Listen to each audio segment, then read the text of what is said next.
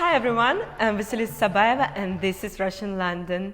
Here we're breaking stereotypes about Russians living in the capital of Great Britain, and we're meeting with amazing Russian people who are making cool projects here. Today our guest is amazing Luba Hillman, singer, songwriter, composer, musician and actress. Luba, hey, thank you that you joined our project. Thank you for inviting me. I'm very happy to be here. We always start with the same question. How did you end up in London? I came here when I was 15 years old and I went to boarding school, not in London, in a different town, in Sherborne, then Uppingham, and I was there for 3 years. And then after that, I moved to London to study at the Music Academy, Music Conservatoire. And yeah, so now I'm living here, I work, I do music, I do acting, a little bit of teaching as well, part-time. Let's talk a bit about your studying. You graduated from Conservatory. How did you get there?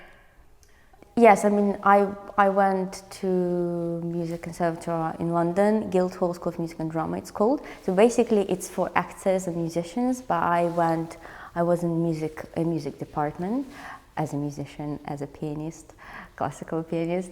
And after school, so basically I went there after school and I had to do auditions and things like that, like performing, doing some theory stuff as well.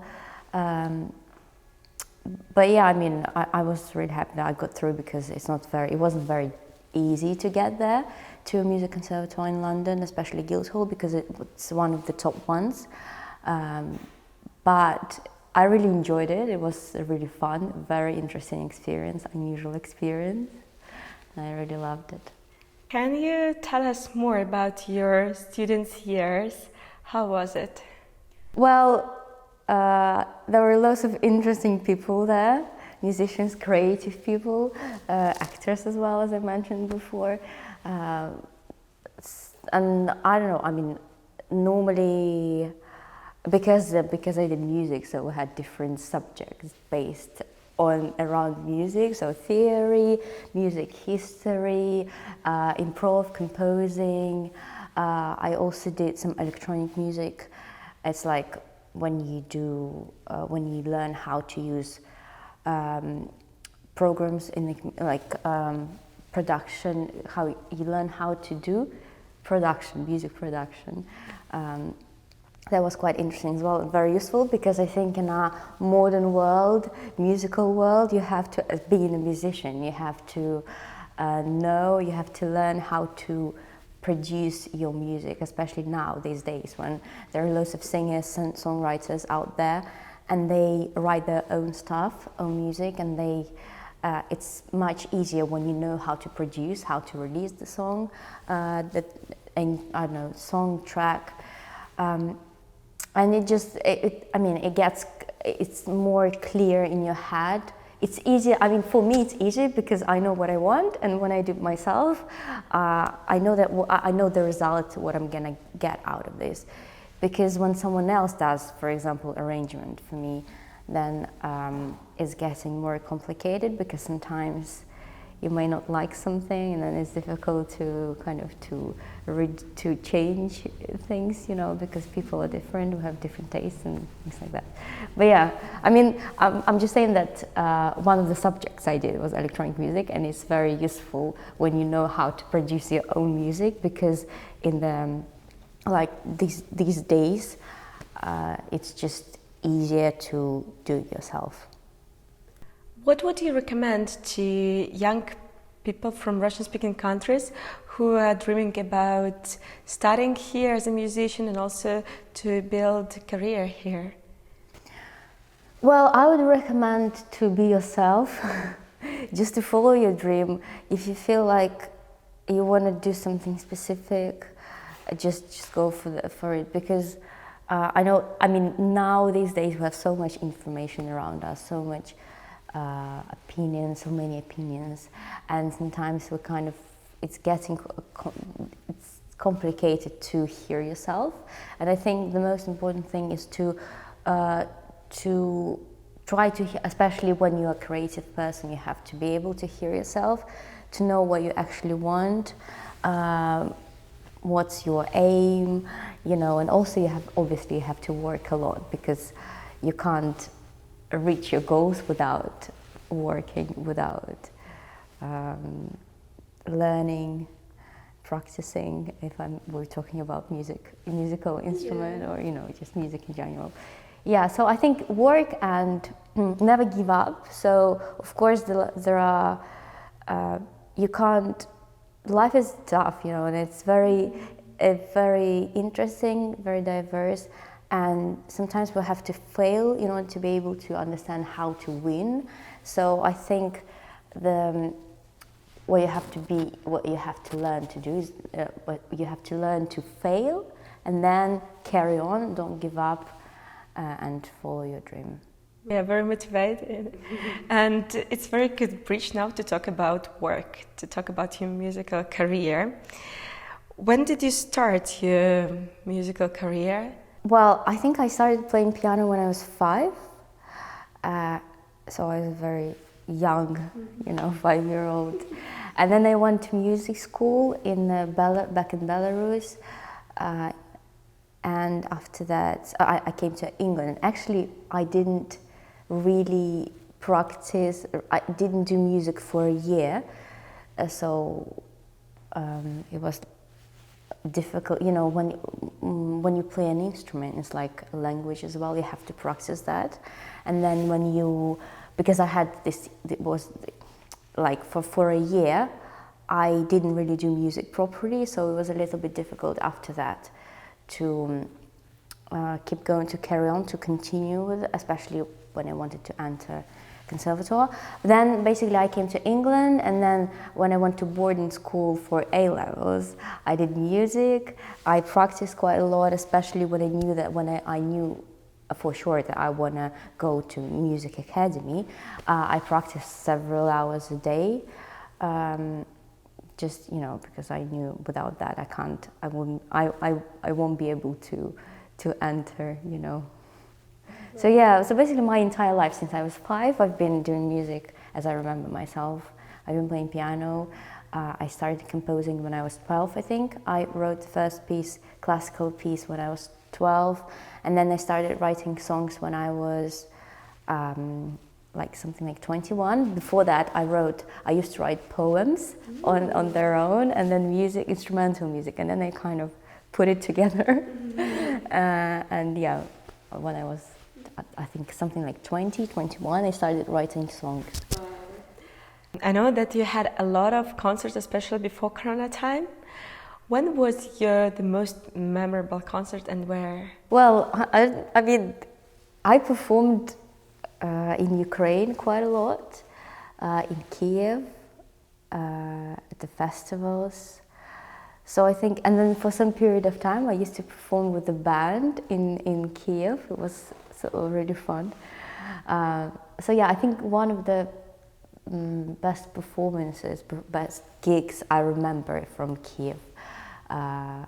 Green Theatre, for example. There was Green Theatre in Kiev. It was a part of festival, a music festival. The performance was part of music festival. But yeah, I mean, of course, I really love every single performance, because you can feel that audience energy. When you give something to the audience, you can feel that audience gives you something back, you know, like in terms of energy.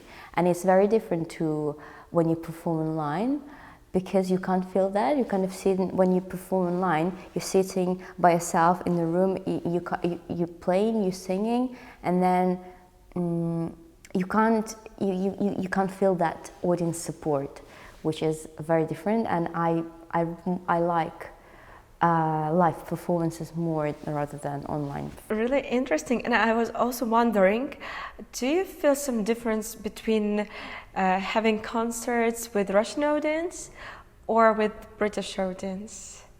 I think, well, I think I've never really performed to just British audience or like just Russian audience. Normally, like if it's in London, then people are mixed, so Russians and British, you know. But I think I don't know. I wouldn't say it's a huge difference. It's just, the culture is a little bit different, but when you feel something, when people like it, then you feel it. And also, I noticed when I'm nervous or when I'm singing something, but I'm not doing that honestly. I mean, honestly enough, then people feel that as well. And then when I'm open to the audience and when I try to do my best, when I'm being honest with the people in the audience, then they feel that as well. I can feel that they know it, they feel it, you know, it's very interesting.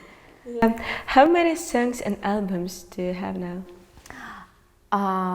I'm not sure about the singles, the amount of singles, but I have 2 EP albums, 2 mini albums in Russian, and then one of them is half in Russian, half in English, basically. And yeah, I also have just singles. I can't tell you the exact amount, but I guess quite a lot. Do you have any secrets how to work as a musician without producer? Well, I work without producer. I do it myself. I produce myself. I write music. I write lyrics. I produce the tracks. I do arrangements, and so it's kind of like, I mean, I wouldn't say I'm a producer, but I produce my songs by myself.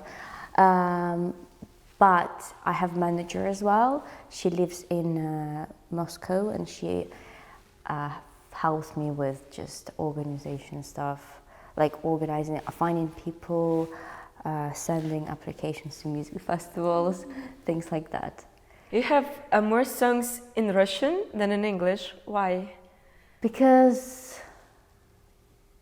I mean, music, it's something, even the songs, if you listen to the songs, it's about, obviously, some people listen to lyrics, some people kind of don't care about lyrics, but if the music is good, if the track is good, the language doesn't really matter, you know. And then that's why lots of people listen to the songs in different language, like they don't understand anything, but they listen because it's more about music rather than lyrics. And also, I don't know, I sit at the piano or I take my guitar when I write song, for example. So when I feel that I can write something, I take my guitar, I sit at the piano, and I don't really analyze, okay, shall I write in Russian or English?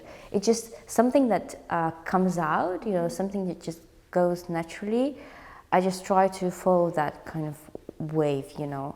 And I don't choose. I just do what I feel.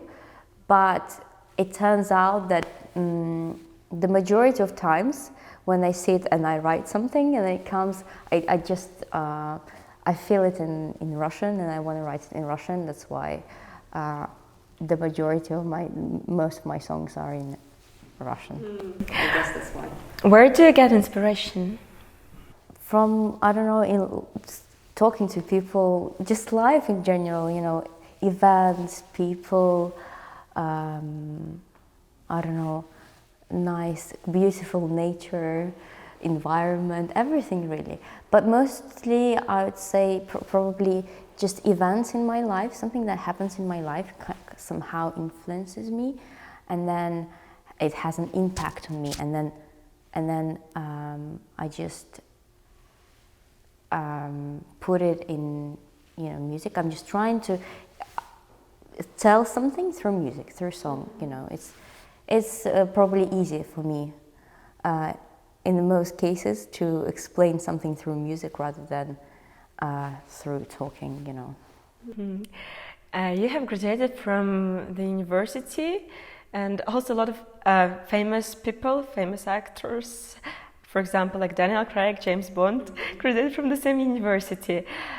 Do you also acting, playing in the theater? Yes, I do acting actually, and I did course at Royal Central School of Speech and Drama in acting. So yeah, I take part in theatrical projects, sometimes short movies, before quarantine it was, you know. But yeah, I really love acting, and when I went to school, I had this idea. I had this passion for theater as well, for acting, but I chose music because I don't know, I just felt more attached to music at that point. But yeah, I really love acting. I try to. I write, actually. I wrote some music. I some music for theater as well. Yeah, I mean, you know, I think theater, music, art, dancing, it's all really connected. It's kind of, it's different paths, but it's all art, you know, and everything is very connected. So, because I love music, that's why I love theater, because it's sort of, in a way, it's a similar thing. How does pandemic impact your creative plans and financial situation as well? I mean, of course it's tough, pandemic, for everyone, but as long as you have energy, passion, you can carry on. You know, I have my small little studio in my flat, and then I write music at home anyways, whether it's pandemic or not pandemic. So I guess it's more not pandemic, but it's more about me, whether I have inspiration to write something. And then if I have inspiration, it doesn't really matter whether it's pandemic outside or not, because this is the most important thing, that something that comes out from inside me, you know. But yeah, of course, I mean, life changes, nothing stays the same, but we have to deal with things we live through, with things that we are, you know, we have outside and in our life. So we have to learn to deal with that, to overcome difficulties.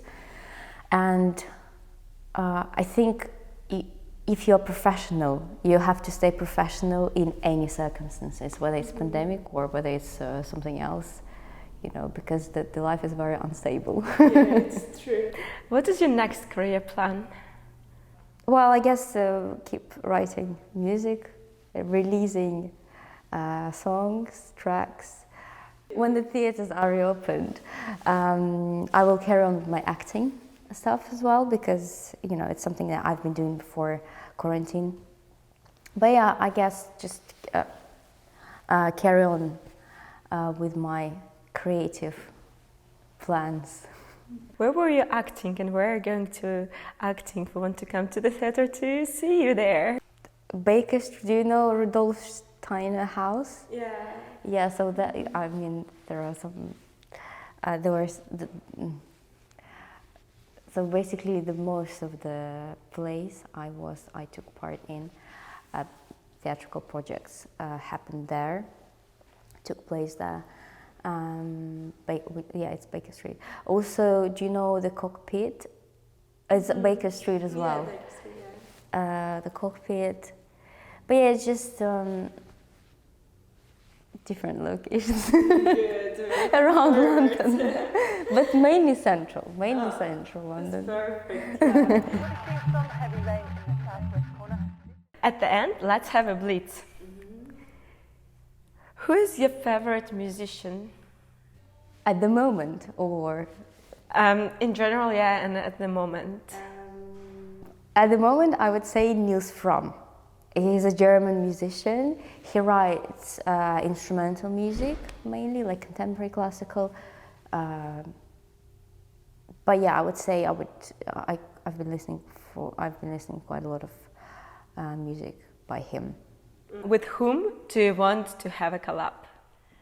That's also a very difficult question. I really love Kygo.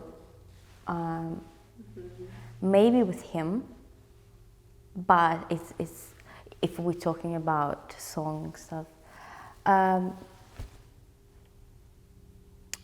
Yeah, I mean, probably this is the first musician that comes across my mind, Kygo. So I guess Kygo. Yeah, he's great. Yeah, he's really cool. I love his music.